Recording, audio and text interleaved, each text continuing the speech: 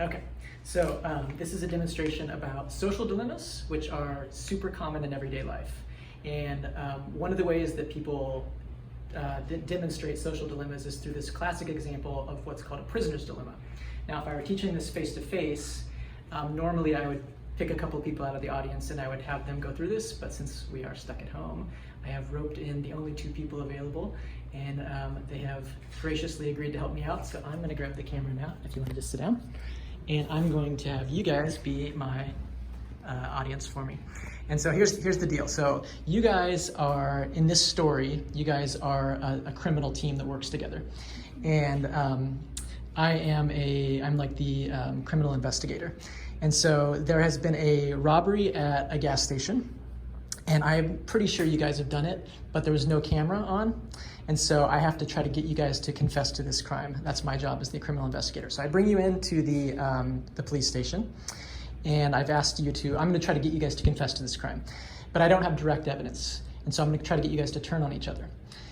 And what I do have as leverage is I have evidence that you've committed a previous crime. So I can get you for a lesser crime, but what I really want to get you is for this crime, because in this robbery, someone was killed. So it's like a big deal, okay? And so what I've done is I brought you into the police station, I've separated you into different rooms, and I'm interrogating you separately. So imagine that you guys are in separate rooms and you can't talk to each other. Okay, and so what I'm gonna do is offer you a deal, and I'm gonna come around here, and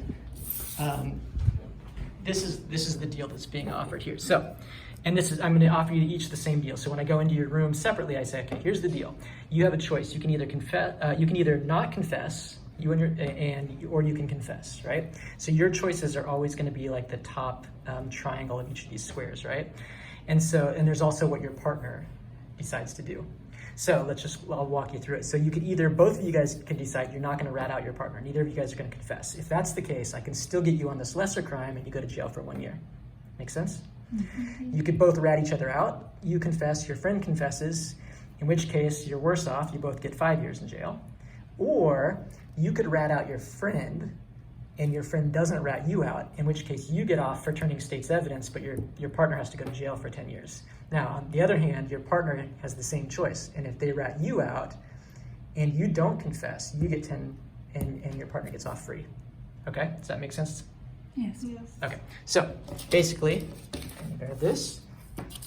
Each of you has a choice to either confess or not confess. And so I give each of you guys this. Hold on to what your choice is. Don't tell your partner what you're going to do, because you can't talk because you're in different rooms. Mm-hmm. All right, and then hand me your choice.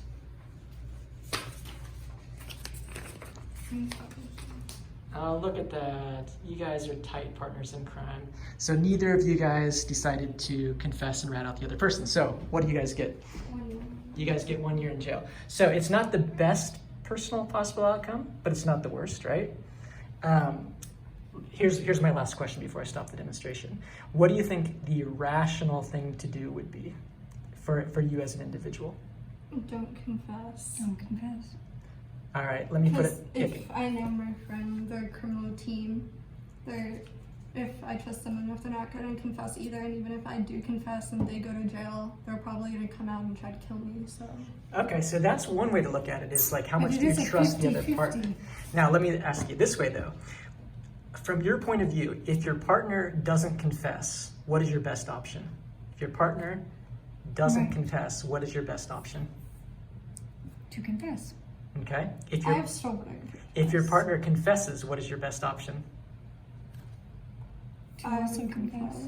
So, from a rational point of view, you might say that no matter what your partner does, your best option is always to confess.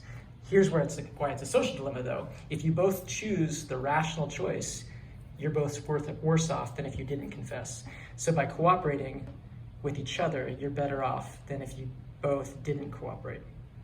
Okay? All right, I'm gonna stop here.